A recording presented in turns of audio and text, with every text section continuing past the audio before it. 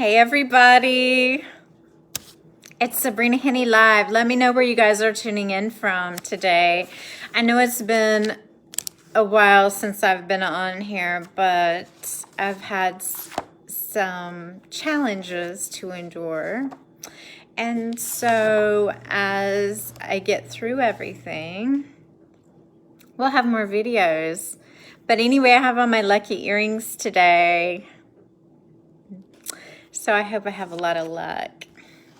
So anyway, I wanted to discuss this amazing book I've been reading, and so far I've been listening to the audiobook 4 times because it's so interesting and it's so meaty, like with information. And I was like this with The Secret, the book The Secret. It's on the same level, but it's rather controversy, so I have to be careful about sharing it because it can upset some people. That's fine. And you know me, I don't mind upsetting people occasionally, but this is it's a really, something that can really, I don't know, you have to really be knowledgeable in the subject to actually grasp what they're trying to say. So, hello Mike, how are you? Let me know where you're tuning in from. So anyway, this book, hey HM, hope you're doing well. So this book is really interesting, and it's actually by Napolean Hill. Now, a lot of people who know Napoleon Hill probably know the book Think and Grow Rich, but that's not what book it is. It's actually a book that he actually started writing and never would publish it because of the controversy that it's talking about. And it really could really offend some people if you didn't understand what he was trying to say. It takes someone very knowledgeable in natural laws to understand what he's trying to say.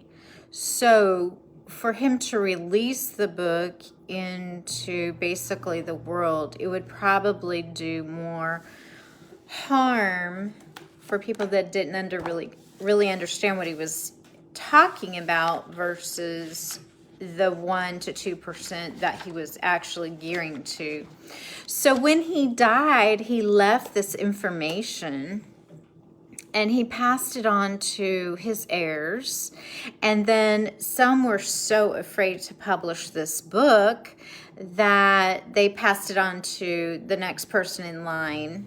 And actually, Sharon Letcher of the Napoleon Hill Foundation, I believe she was probably the one that backed it up and got it published, with one of the family members, of course. So it's rather interesting, and I'll probably listen to it a couple more times. They didn't have this book in any of the bookstores I've been in, but I wanted to share maybe some things about it. I'm not going to say what the title of the book is because even the title is like really like far-fetched. But it was talking about success. And even though if you read the book Think and Grow Rich, in which they discuss, then it says, why do so many people that have read Think and Grow Rich are really not successful in a sense? Well, he wrote this other book in secret, and the way it was written, it was really different. Hey, whoever that was, whoever gave me a heart, thank you. So I mean, it kind of even breaks down like the school system and how they're arranged, and how everyone's thinking. Now, I'm not going to share the title. If you want to know, if you want to shoot me a message or something, I'll share it with you, but I'm not going to broadcast on here. For one, legally, I don't have the rights to do that because the certain foundation that actually supports this book, you really have to be certified to actually share any of the information. But what I wanted to say is, this person had meetings. He had meetings with a select group with Emerson, Paine, Edison, Darwin, Lincoln, Burbank, Napoleon, Ford, and Carnegie. Okay, and so he talked about why people were actually not progressing, moving forward. And I've never heard this term before. Well, besides of a group down in Myrtle Beach, South Carolina, the drifters. He talked about drifting and why people drifted. Now, what is a drifter? Does anyone know what a drifter is? Well, a drifter is someone that is easily brainwashed, who doesn't have the ability to think for themselves. And I mean, let's think about it. Let's think about being a drifter. Why are we not motivated? Why do we do everything we're told to do by everybody, from our spouses to our teachers? I mean, like, we don't have a brain or have the ability to think for ourselves. And that's what he talked about. Being a drifter is not having the ability to think for yourself. Maybe you want something great for your life. Well, why are you drifting? Why are you just going with the flow or whatever? Why don't you have a devised plan of what you are supposed to be accomplishing? So he went into that, why people would read Think and Grow Rich and maybe not be successful and do these things, but drifting. He said non-drifters do not do this. They make a plan, they execute it, they know exactly where they want to go. But he discussed what could make us drift. Well, what could make us drift is, one, the adversary, the evil one. I mean, we kind of don't want to talk about these things, but he did insinuate there was an evil force sometimes keeping people away from what they were actually supposed to endure. Hello, Jimmy. Hey, Ronald. So he also talked about failure as well as faith. Sometimes we focus too much on our failures, but through our failures, we can identify what doesn't work and then have faith in, we can achieve this. We can achieve this. And he also talked about environmental influences. And sometimes our environment can be very negative. Maybe you live, in a place you feel like there's a lot of crime or something, or you just, you could be, just around negative people. That makes it a negative environment for you. And then also he discussed hypnotic rhythms. Maybe you're stuck in a cycle. That's what that means, that you're stuck in a cycle of being comfortable. And you're going to go through the motions, like the guy at the gym that I spoke with. He goes, I'm always here at this time. I'm always doing this. And he always stuck to the same schedule. Well, that's great. Daily habits are great. I mean, but if you're always doing the same thing for 45 years, I mean, that is a cycle. We have got to actually elevate ourselves and do some things a little bit different so we won't be in a hypnotic cycle. So he discussed, kind of the law of polarity. which is, you know, your negative and your positive force. But he talked about, you know, having the faculty of reasoning. And he also went into the faculties of the mind, which was really neat, your will, your reasoning. And that's some things that Bob Proctor always talked about, was the areas of the mind that we kind of forget. So by sometimes when we're in these negative environments, it's going to create a little conflict and chaos for you to actually truly think for yourself, because it can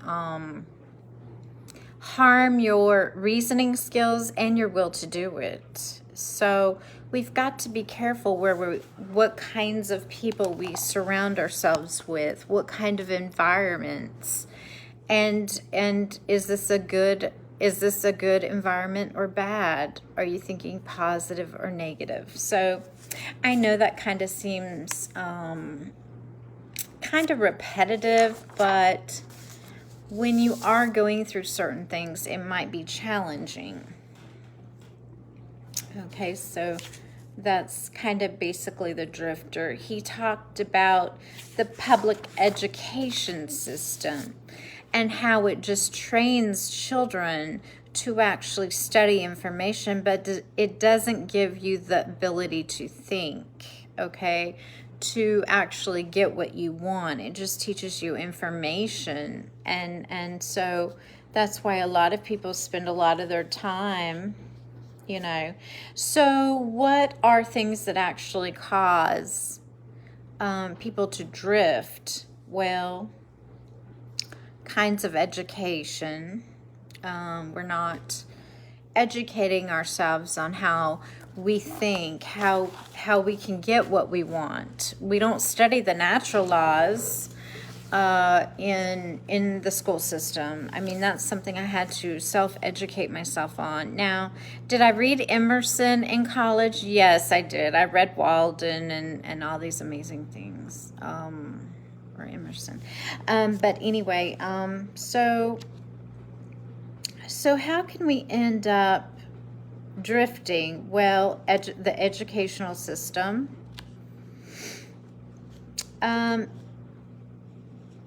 Sometimes people will influence us in a way. I mean, think about it on a daily basis. I mean, we're getting commercials thrown at us. The media doesn't allow us to think the way we should if we could think independently. I mean, I don't know what's going on in Russia. I'm just, you know, it's what I'm looking at on television. I'm not physically there. You know, I don't know what's really going on in this world. Also, he said marriage can actually make you into a drifter. You're like really more comfortable. Is this really a harmony relationship, or do you have to constantly bicker and fight for like what you're needing in your relationship? Your occupation can make you a drifter. Maybe you're just settling for, you know, just working to make a living, but not actually really zooming in on your purpose. What is your true purpose for your life? Why were you created? Why were you born in this amazing world? I mean, what is your mission for your life? See, when we find out our purpose, we'll realize the money will come with our purpose. And so we can't always just think about what are we doing to just make a living. Because when we have faith and we take risk, we can actually zoom into our purpose. And usually we can zoom into our purpose on what do we feel like we've always wanted to do. And I talk about that in my book. I talk about what was your childhood dream. Sometimes your childhood dream is what you were always supposed to do. But then as we get older, you know, and we get jobs and people are in our lives, we have children, we get married and all these things, And it kind of strips away of our real true purpose in our dreams, because there was no clarity. We got away from that and what our true purpose was. One is savings. He says people can become drifters because they spend and spend and spend, and they have no real savings. That can also go the other way as well. I mean, you can have investments like right now. Let's talk about, we've saved and saved our money. And we have to think, this book was written back in 1938, okay? So they didn't have things were a little bit different than they are now. But, you know, like right now, a lot of people's, 401ks have gone down, the stock market's gone down. I mean, you can save and save all you want, but then you can lose money too, like, that. So for me, I have a different perspective on it. Was I better off shopping a little bit and then have that go down? I mean, let's face it, not all investments are secure, okay? So environment, and he goes back to, what is your environment like? What are your dominating thoughts? How are you going to draw things in? Procrastinate. You're too lazy to think. Maybe you're at a job that's very, very demanding, and by the time you come home, you are so exhausted, and, or you just don't want to get out of the bed. So, I mean, if you're not going to the gym exercising, you could be a little tired. Maybe it's your diet. And that's another thing he talked about, was the diet. Are you eating junk food that's going to ruin your health? Are you not eating properly to make you more sluggish, and where maybe you're not really lazy. Maybe you just have a poor diet and you feel tired all the time. Or maybe you're taking a lot of prescription drugs. Well, we've got to change our diet, okay? We've got to be healthy. We've got to get in the gym and get energized, that sort of thing. He talked about politics and how it can be kind of demeaning for people, and maybe not, he said, and the way it was written, this book, it was written in a way, well, I can't really say, but it was written in a way that most people would think it's very strange, I think, but I got it, and that's what I got, the message he wanted me to receive. And it really isn't a book for everybody, but once you receive it, it's very fascinating, okay? And that's why it's kind of like, I cannot believe this book has been out there this long and I didn't know about it. I knew about it, but the title of it made me kind of steer away from it. You know what I'm saying? So then he talked about how the strength of America was the Declaration of Independence, and how evil forces eventually would try to actually get Americans away from the Constitution, and because the Constitution actually gives Americans the ability to think for themselves. Please read it. Our Constitution is what keeps, the wannabe Hitlers away from America, where we can no longer have the ability to think. So he's saying the Declaration of Independence not only gave us certain freedoms, but it also gave us the ability to think for ourselves. And so, anyway, He said if Stalin or Mussolini or Hitler, you have to remember this book was written in probably the late 1930s, right after the Depression. So,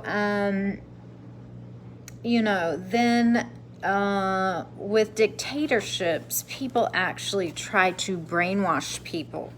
Okay, and so he said the Declaration of Independence actually safeguarded Americans with the ability to think for themselves, and I thought that was really nice.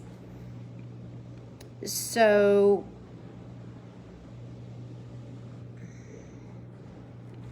anyway, he said that those who can make money are not drifters, and he said only 2% are not drifters. So the only drifters I've ever heard was the group, the Drifters, the beach music. Who was that, Heart? You know what I'm talking about, right? Whoever that was. I don't know if it was Doug or John.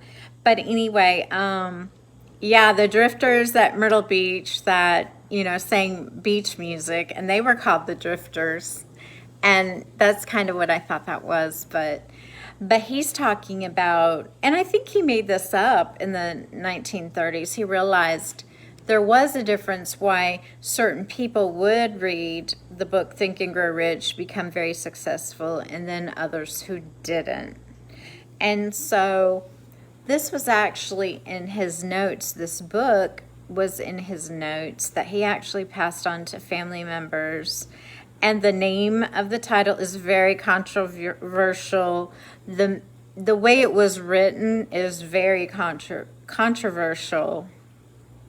And the message, a lot of it is very But the thing is, if everyone's right, if everybody's right, then why is only 2% succeeding? So we've got to look at our results as Americans, as global citizens, and all that. We have to look at everything to see why, you know, we are getting the results we are. So anyway, that's my message for today is don't be a drifter. Don't be a drifter. Don't be lazy, don't be sluggish, and push forward and having the ability to think for yourselves. Because every day someone is trying to manipulate you, from personal relationships to the media to salespeople wanting you to buy something. Maybe they're wanting you to buy something you don't even want, but you feel the pressure to buy it. And sometimes we just want to buy things, you know, and that's okay if you want to just buy, I don't, you know, whatever makes you happy, you know what I'm saying?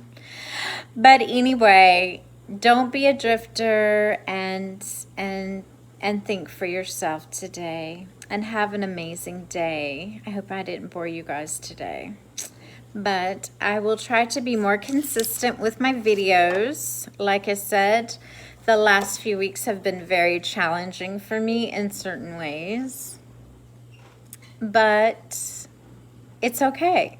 It's okay. Bye, you guys. Have an amazing day. Bye-bye.